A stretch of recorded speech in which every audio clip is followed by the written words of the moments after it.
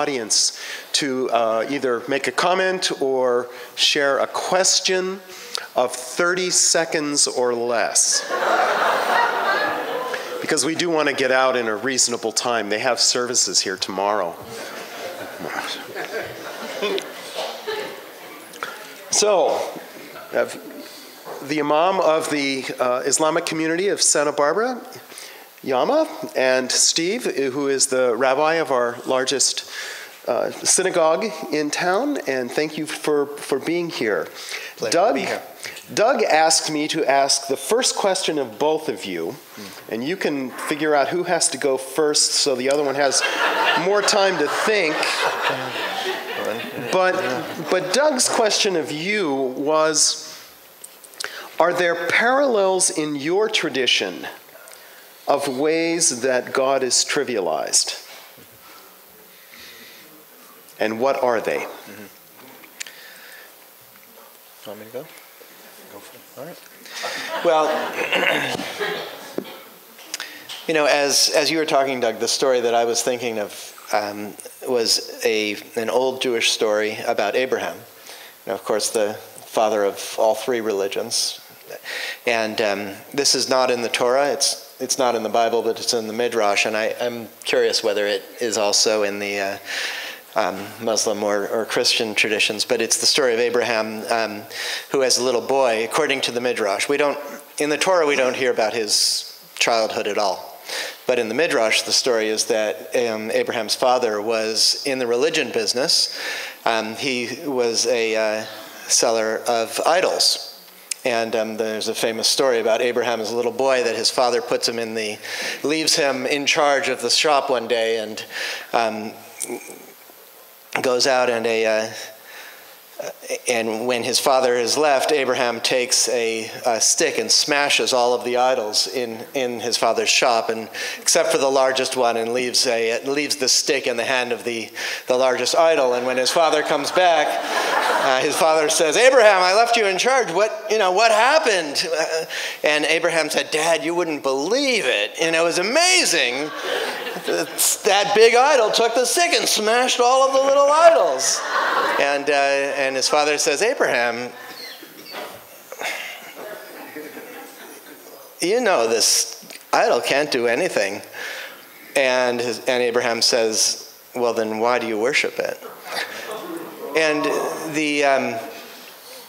so I just was that story was flooding back to me as you were going through all of your little, all of the different gods, and sitting here sort of smashing one after another.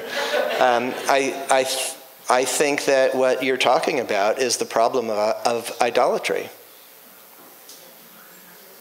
which is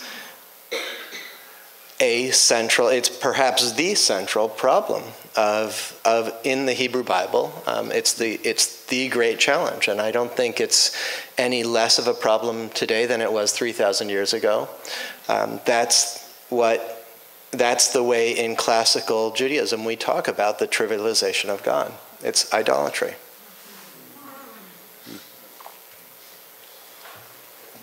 So I would like to add that one of the things that came to my mind when Doug was speaking was there's a tradition of the Prophet Muhammad that says, "Takhalluq bi akhlaqillah."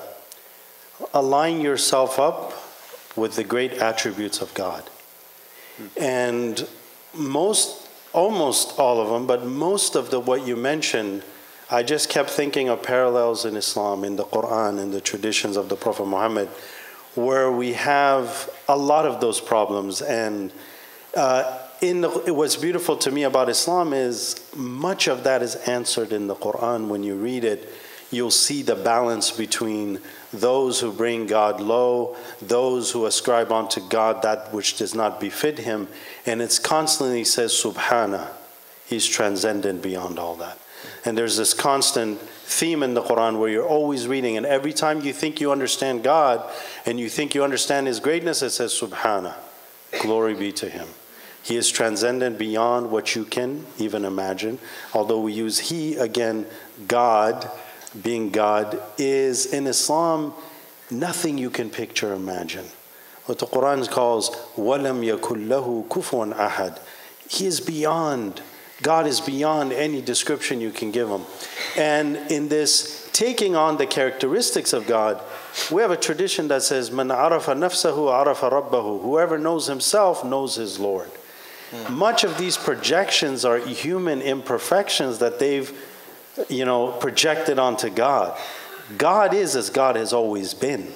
God doesn't change. And in Islam, one of the names of God is Al-Haq, the truth, the one who never changes with time. Scientific discoveries don't alter God. God has always been God.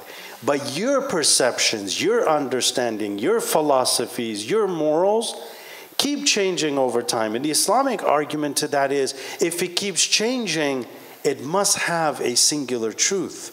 It cannot keep changing over time.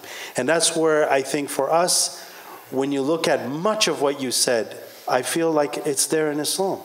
And the misinterpretations and the ugly misinterpretations that we find manifest is because they missed that point. They missed the beauty of God. What you mentioned, in Islam, when you do good actions, they're just not called good actions. They're called a person who does these good deeds, and a person who aligns himself up to correct understanding, interpretation, is called a muhsin, a person who makes beauty. He's a beauty maker in the world. There's a light that shines. There's beauty that's recognized. In the good of their understanding, there's light. In any faith, when they see that, something hits within them, and they recognize that. It resonates. This is why much of what you mentioned, of course we don't have the time for, but it resonates within me, and it resonates within our tradition, and we share that with you, that these are the problems that humans have. So for both of you then, as these problems are real in all three of our traditions, how are there unique ways that your tradition mitigates against this trivialization of God?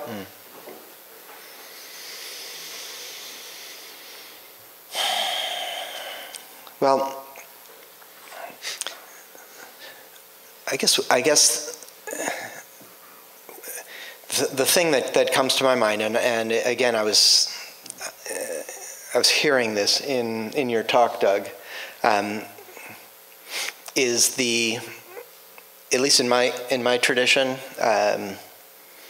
but I'm sensing it in everything else that's being said, is the preferring of questions over answers. To me, any answer that is conclusive and then becomes authoritative, becomes doctrine, as you put it, Doug, that becomes the problem.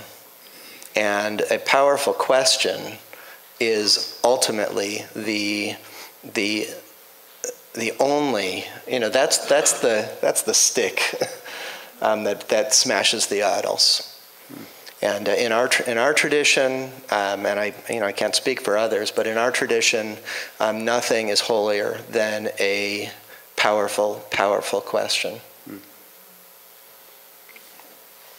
In ours, much of what Doug also mentioned, that we have traditions that says in the end of time, the liar will be the one who people will trust. And the people that speak the truth will be the one that people will call liars. So as time progresses, the Prophet Muhammad mentioned in a way that this morality that people are supposed to live up to within our faith, it will slowly dissipate to a certain point that he said there will come a time nothing will remain of Islam except its name. And nothing will remain of the Quran except the actual, what they call in Arabic, the rasm, which is the writing of it, meaning it'll just be written. It won't be actualized, internalized. And it actually says in those days, there will be a lot of mosques that will be built. And you will call to God, but those places will be devoid of guidance, of light. And for me, in this time, the tragedy amongst my tradition is one of education, to actually really learn what the tradition has said. I believe we wouldn't have terrorists if they truly knew the tradition and understood it. You know, they wouldn't be doing what they're doing, and it's clear in the Quran, and it's clear in our tradition. So I think the way our religion has dealt with this is, one, we believe that every 100 years or so, a great reviver comes to revive people, to remind people. And this is the job of every imam, every scholar, every person of religion, and even every individual Muslim, that they become sources of light to remind other Muslims and others of the ethics and great morals that their tradition teaches that resonates with others. So we deal with it in a way of, in the Quran it says, فَذَكِّرْ, remind people, for reminding benefits. And we says in the Quran, مَا فَرَّطْتُ فِي الْكِتَابِ مِنْ شَيْءٍ, we didn't leave anything out of the book. The book is all there, the guidance is there, but it's referring back to the manual. You know, when something goes broken, you forget, you have to go back to the manual to say, what did I do wrong here? What step did I miss? And unfortunately, there's a lot of steps that a lot of us miss in this time because it requires reflection, it requires reminding one another and returning back to the beautiful things of the religion that really, it's what attracted me to Islam. And I think it's what brings a lot of people that see the beauty of it. And that's what's most important. So education, reminding, this is my job as an imam, and I think that's a good starting point. Okay. I'm going to ask you to be idolatrous. The second half of Doug's... Can't do it. I agree. I'm a Baptist. You don't have to... Go ahead. The second half of Doug's book was a series of metaphors, which, what I'm hearing both of you say, if you grab a hold of any one of them too hard, it becomes an idol. But the metaphors are still good things to have. We need them. And some of them do lead us to a deeper and better understanding of God. So my question of you each is there one of these positive metaphors, realizing it's not, by no means is it the whole picture, because God is always beyond our pictures. But is there one of those metaphors that particularly resonates in your congregation? From the second half of his book? Well, whatever, it doesn't have to be one of his metaphors. Right. It can be a positive one that just grows out of your tradition. But some positive metaphor for God that you feel particularly resonates for your congregation.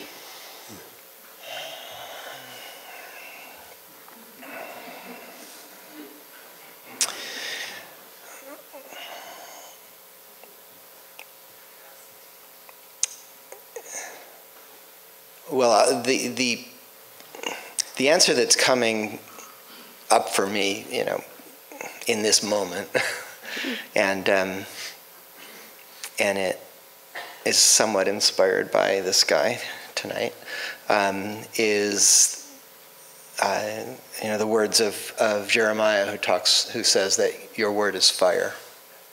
Your word is fire. And in the Torah, when Moses encounters God at the burning bush, he encounters God in fire. And at Mount Sinai, when the people come into encounter with God, the mountain is blazing with fire.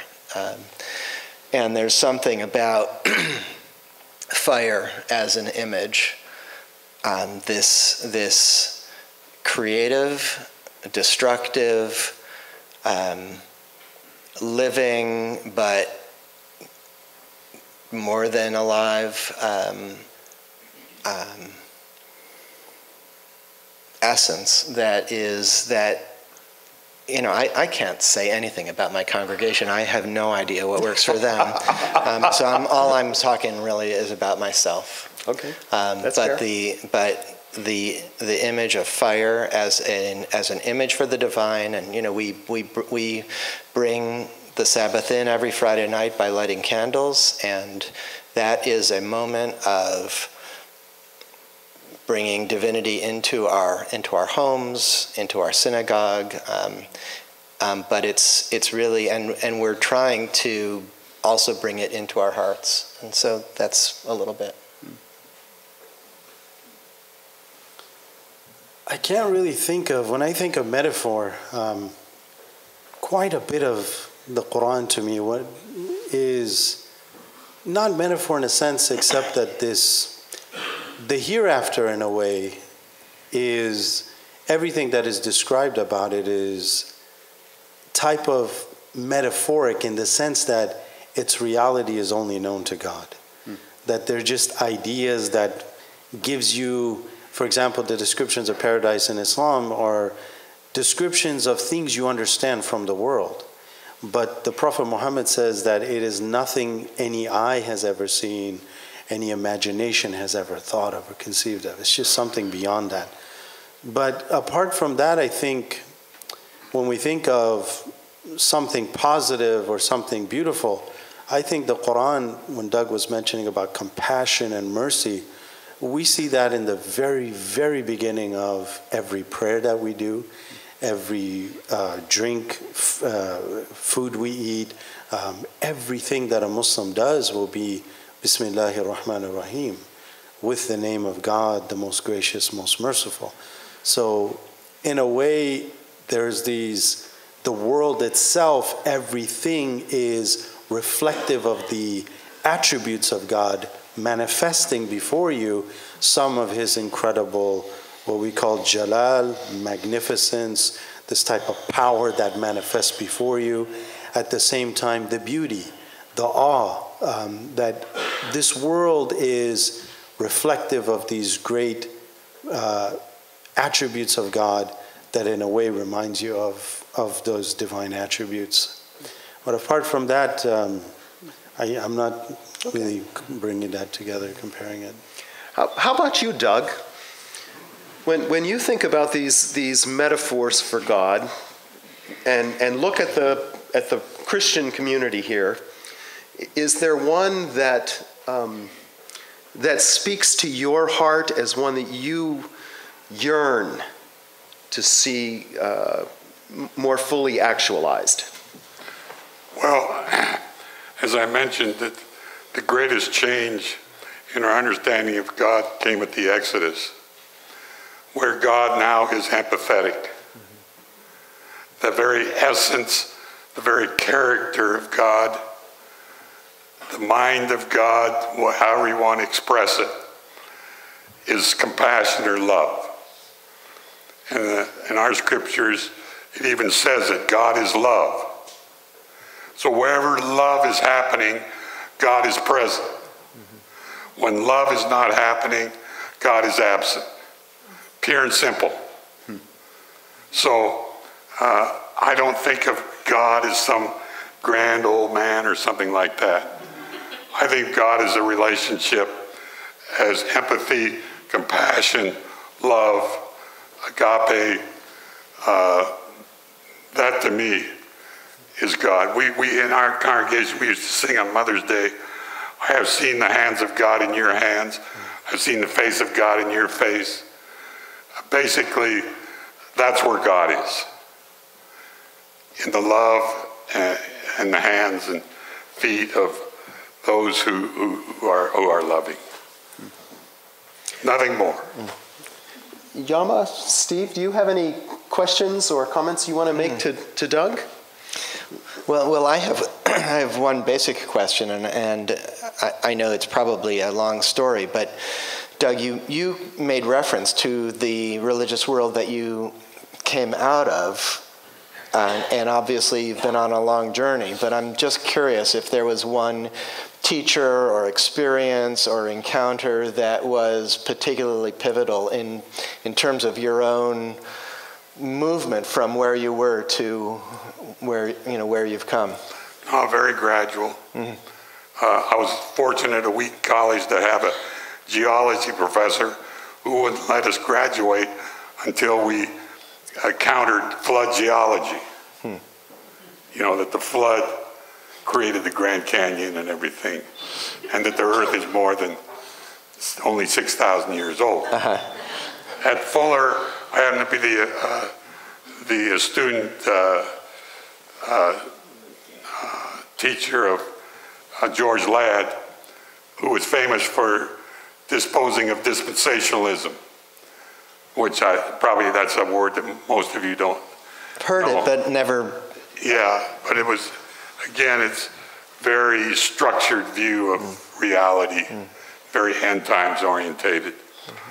And at graduate school, of course, and I always have felt that the truth was very important. The truth trumps everything. So I always try to examine things. For instance, on the gay issue, I read almost every book pro and con and came up with the conclusions that I did. So way back in the 70s, first question I asked my students in class, the first issue we dealt with, is what makes homosexuality wrong? What makes it wrong? What makes it violate moral principles? I'll give you $1,000 if you can tell me why it's wrong, rather than appealing to some Bible passage, which were always misinterpreted anyway. But that's always been a gradual process.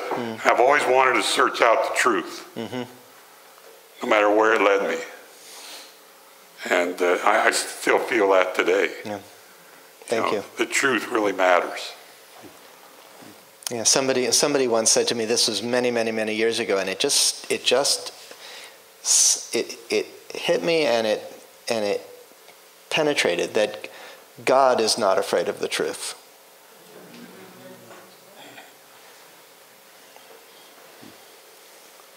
I wanted to say that tonight is very special for me because, Reverend Doug Miller has, one of the things that really struck me about him early is, and I thought that to myself, and in particular, a Thanksgiving service down at United Methodist maybe 2 years ago or 3.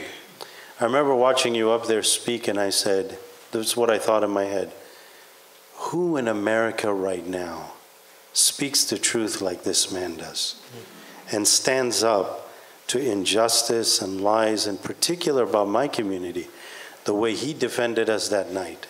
And I came that night. Every year I would come in somewhat, I dress very different ways. Some of you have seen me. At times I'm in my Islamic garb with thobe and hats, and at times I'm in a short and t-shirts at Trader Joe's, hoping not to run into anyone. While I ran into the mayor of Goleta one time. It's a small town. That night, I had my turban on and I had my robe, and I said, people need to see that as Muslims in America, you can really dress as you really wish, and there's nothing you should be afraid of. And it was on that particular night that the way Doug spoke up and the way he defended the true Constitution and the real morals and what made this country so great historically, that's a memory I will always have of Doug.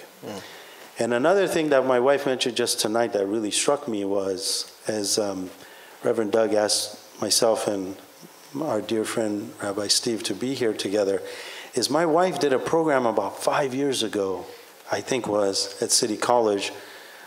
A rabbi, a priest, and an imam walk in a room together. What happens next? And I think it's this relationship that we've had. Doug, for me, is somebody very rare. He's somebody that I believe is truly led to seek the truth. And the Quran says that the truth is more worthy of being followed. That wherever you find the truth is more worthy of being followed.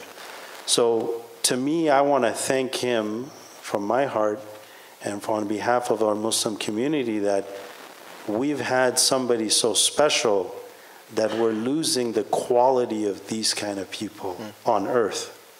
And I'm very proud and very thankful and grateful to be up here with you. It is very difficult to speak after you. However, you're a bit older, and I'm trying my best to get up to that when my time comes. So, thank you, Doug. Very beautifully said. Thank you. I couldn't agree more.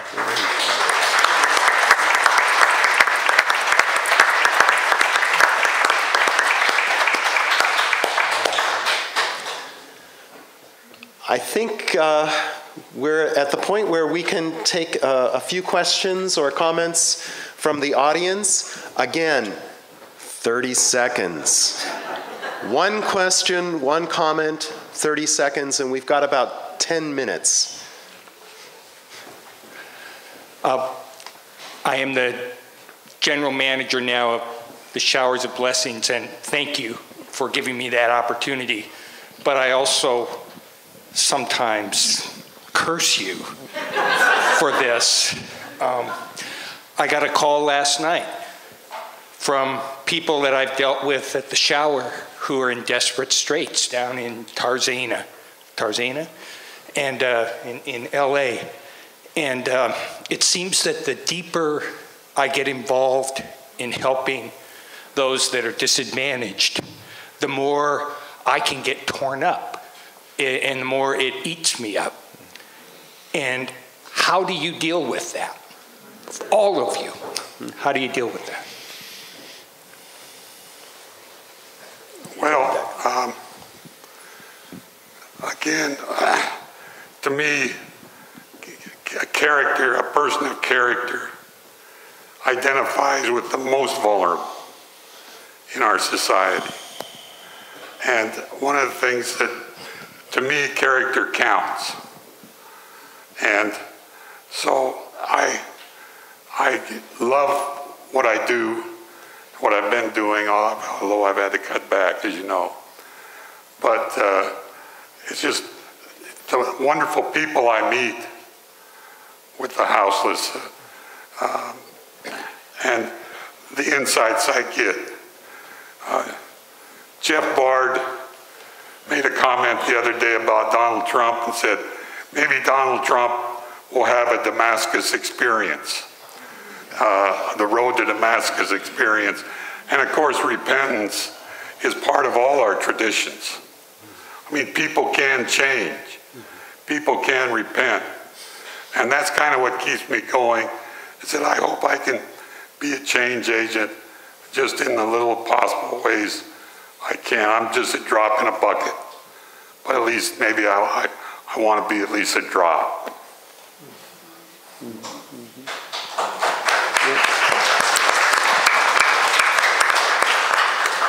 I'm next, I guess. Thanks for all four of you. Doug mentioned about the me versus the other thinking and feeling parts of our humanness. How can we help ourselves and others become other-oriented?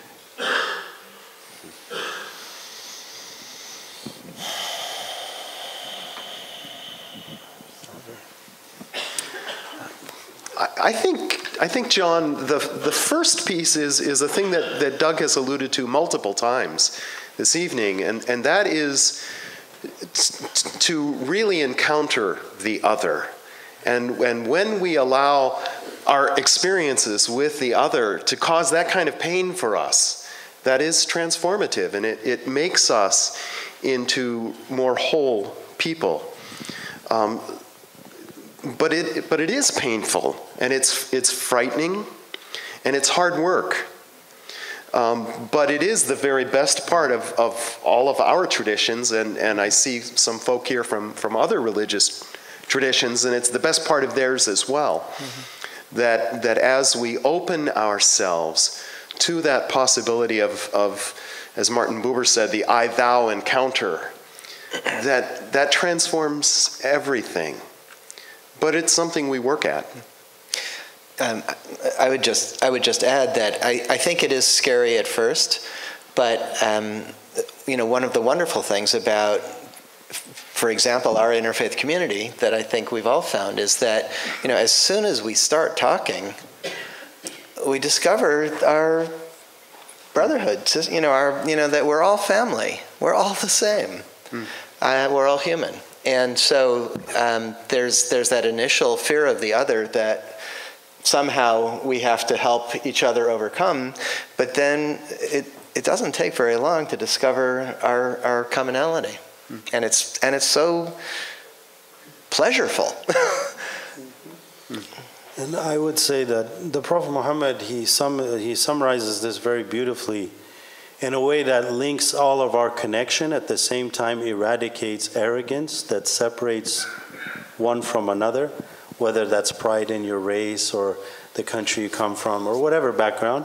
He says, "Kullukum min Adam wa Adam min turab." All of you are from Adam, and Adam came from dust. First of all, you all connect with Adam. That's not going to be a happy grandfather when he sees all of us fighting and arguing about everything that we do fight and argue about. Second, you're all from dust. You came from earth. What are you so arrogant about? You came from the earth, you're going back to the earth. Whatever greatness you enjoy is temporary. You're going back to your Creator where you came from. So from a Muslim standpoint, I would say that when we pray, for example, we stand shoulder to shoulder, all connected as one, because that's how you get rid of, these prejudices you have, racism, nationalism, all these other isms, by realizing we're all connected, we're all a human family. And until you see that, and until you experience that love, you're always going to be, in a way, have a disease. You'll always be tainted, and you'll always hate another because you will see them other than you, when in reality, it is part of you.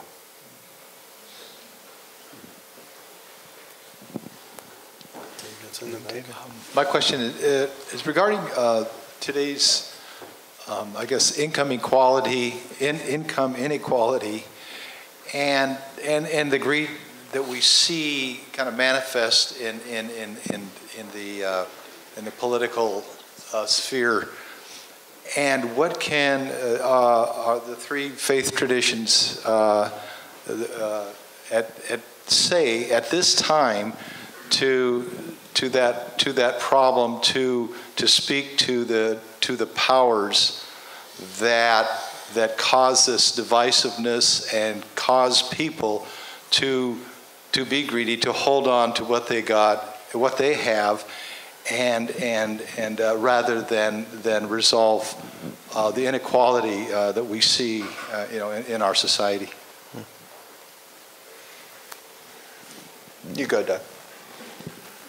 Well, of course, our faith tradition, my faith tradition, Jesus speaks to the rich all the time and says, give your money to the poor. And in other words, but give it back to the poor. In those days, in that economy, if you had wealth, it wasn't a zero-sum concept. It was if you had wealth, you took it from somebody. Give it back. So there's a rich man comes to him, he refuses to do it. Then there's the story of Zacchaeus, who restores the people fourfold, and his household is saved. So our whole traditions, the Jesus tradition, is always aimed at equalizing the rich and the poor. And if you don't treat the poor right, like the story of the rich man and Lazarus, you end up in hell. Or if your government, in Jesus' last speech of the sheep and the goats, between good governing and bad governing meant you didn't give food to the hungry, you didn't welcome the stranger, you didn't clothe the naked, you didn't treat prisoners well, you didn't give people clean water, you end up in hell with the devil and his angels. So, in Jesus' point of view, it's very much into good government and what government does to bring this sense of equality, this egalitarian strain. We should always push for that. I guess there's one Jewish teaching. There are many teachings that come to mind, but one Jewish teaching that I feel is particularly helpful, and it's actually not just about wealth. It's a series of kind of subversive statements, and it goes like this. It actually starts with who is rich? Ezehu Ashir, Hasameach b'chalko, the one who is happy with what he has. Who is wise? The one who learns from every person. Who is strong? The one who is able to master their own impulses. And so when I say these are subversive teachings, they go against what sort of we ordinarily think, which is that the person who's rich is the person who has more than everybody else. And the person who's wise is the one that everybody comes to learn from. And the person who's strong is the one who can beat up everybody else in the room. And this particular teaching is saying, actually stop and think about it, and think about what is it really to be rich? What is it really to be wise? To learn from every person. What is it to be strong? To actually be able to control yourself. And what is it to be rich? It's to be happy with what you have. That, I think, is the most important message. And I try not to demonize anybody. And I think that the wealthy are often suffering in their own way because they've set that as their goal and are not happy with what they have. So anyway, those are just a few thoughts in response. We have time for one more question. David? Yes. Or comment. No, it's a question. It seems like, grounded in a comment or observation. It seems like each religious tradition that is, older or ancient tends to look to its founder or foundational characters for a sense of purity and authenticity. Is it possible that the way that we practice and think today may require a reconstruction?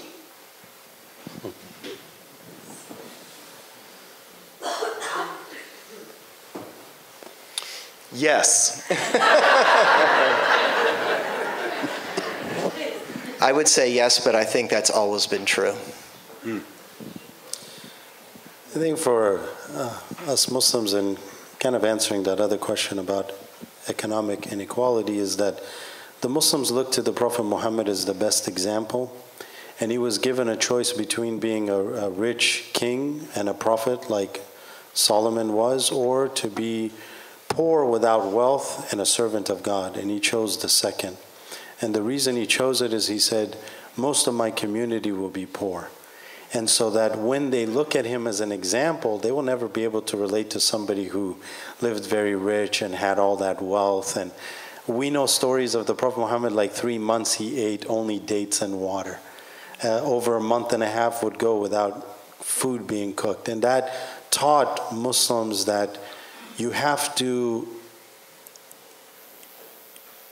take that example in your own life and think for others. And we have the month of Ramadan where you're hungry every day for a month.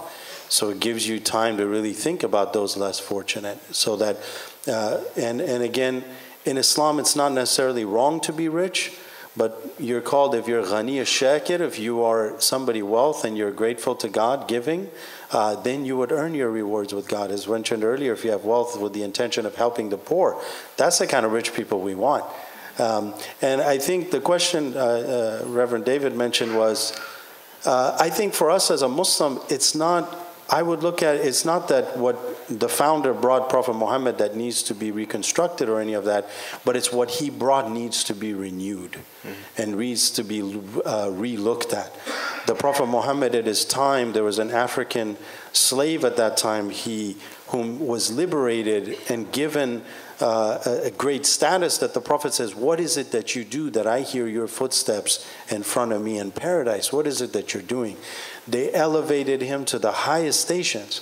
And so that when I look at that, to me, that's one of the best examples ever of a teaching that goes against racism. So when I see racist practices amongst my community, we remind them, is that how the Prophet Muhammad dealt with others?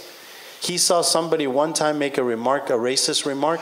He brought him immediately, said, are you a person that's still in your soul? There is some remainder of the ignorance that was prevalent before I came. This is Jahiliyyah, what the Islam we call Jahiliyyah, the period of ignorance before the coming of the Prophet.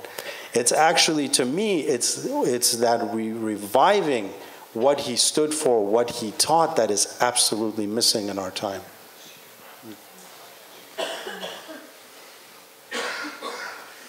Jeff. All right, I want to ask very briefly, thank you, Doug. I did say that about the masses, but it wasn't my idea. But my very quick question is this, and this is the 800-pound elephant in the room. What do these three traditions have to say about how we treat the exile and the immigrant in our community?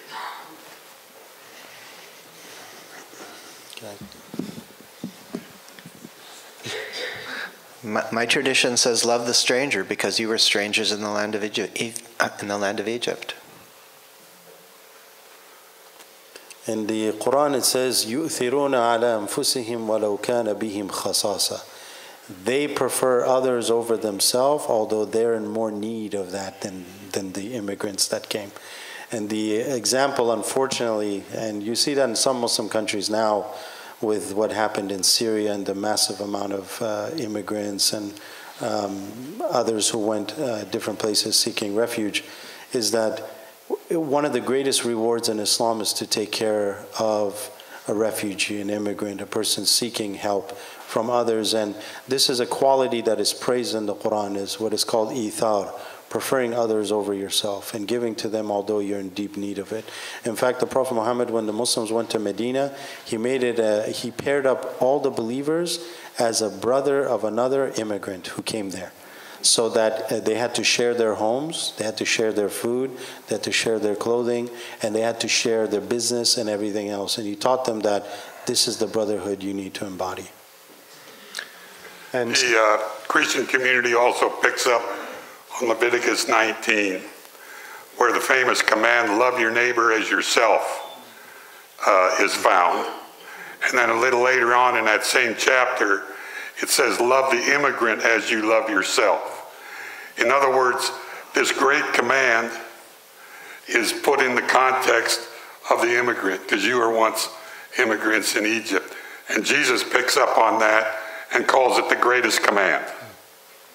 So we're to love the immigrant as we love ourselves. And that's something that I think the Christian church needs to recover.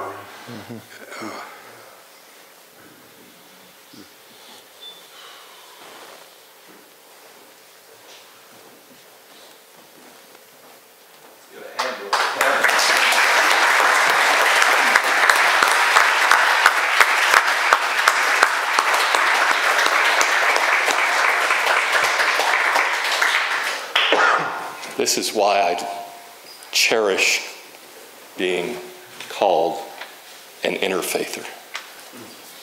What an extraordinary night, and thank you to each Thank you, Marty. thank you for your sharing. We're going to move towards the collection, which we would invite you to participate in. And going into that, we're going to ask Doug to share his thoughts relative to showers of blessing and what it means to him, and take us into the collection, Doug. Thank you. By the way, we have an anonymous donor who is given a $2,000 matching grant for tonight. So when you pull out your checkbooks, please keep that in mind. Sandy saw a program on NBC News about the shower trailer in Van Nuys and people coming out of there and saying how they had been renewed. And she said, we need that in Santa Barbara. It's not being done anywhere. In fact, still, Santa Barbara is the only place there's a shower trailer from LA to San Francisco. But we're trying to spawn some more. But I remember some of the people who would come out of the shower trailer. And I remember one person who's here tonight who mumbled under his breath, "I've been born again." Of course, being a Baptist minister, that was especially relevant. But he wasn't saying it to anybody but himself. That's how he experienced it. Another person came out and said, "Now I feel I can go out in public. I can go to a movie. I can go to a restaurant. I can go for a job interview and not feel ashamed." And I can sit here and tell story after story after story of how people's lives have been changed simply because of the power of water. And I remember one person went into the shower, he was crying. I said, "What's the matter?" "I don't want to talk about it." Went in, took a shower, came out, a different person, willing to talk about it. He'd fallen off his bike, all this kind of stuff. It changes people. It takes away sadness, takes away indignity. It's a wonderful ministry, very hands-on, very results-orientated. And we thank you for your generosity. And I want to, Steve didn't want me to do this, but I especially wanted to thank the congregation B'nai B'rith. They have really stepped up and have been a major contributor. We want to thank you for that publicly.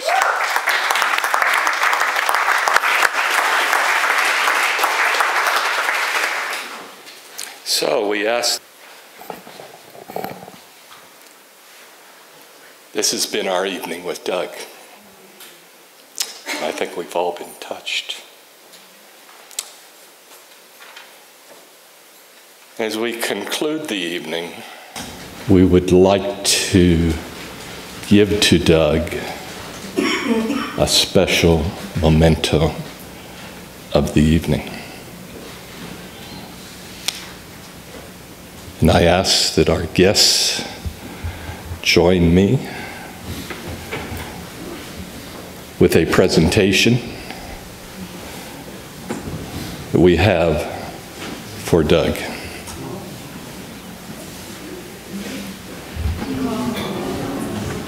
Wow. Wonderful. Thank you, Mark.